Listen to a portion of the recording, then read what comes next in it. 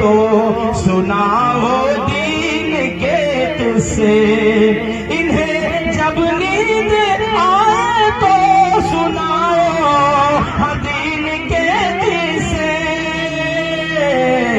یہی بچے ابابیلوں کا لشکر لے کے ابھریں گے، انہیں جب نیند آئے تو سناؤ دین کے قصے، کہ انہیں جب نیند آئے تو سناؤ دین کے قصے،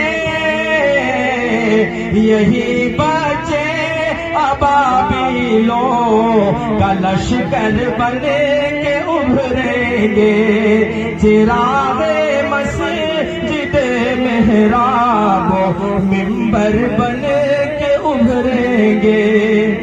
بہت بہت شکریہ معزز علماء کرام کا کہ انہیں بچوں کی دستار بندی کی گئی ماشاءاللہ۔ اب ایک دو بچے اور ہیں، ایک شعر اور پیش کرتا ہوں، سنیے گا۔ عالم پناہ اور نہ سلطان جائیں گے۔ دیکھیے کسی صاحب نے ان بچوں کے حوصلہ افزائی کے لیے 400 روپے انعام دیے ہیں، باقی یہ قرآن مجید ہے اور ایک قلم بھی ان کے لیے آئی ہے، دے دیجئے گا۔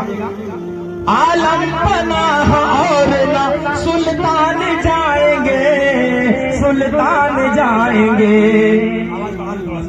عالم پناہ اور نہ سلطان جائیں گے، جنت میں صرف صاحب ایمان جائیں گے، اس راستے پہ پھول بچھائے گی رحمتیں، اس راستے پہ پھول بچھائے گی رحمتیں، جس راستے سے حافظ قرآن جائیں گے، اس راستے پہ پھول، اس راستے پہ پھول بچھائیں گی رحمتیں، جس راستے سے حافظ قرآن جائیں گے۔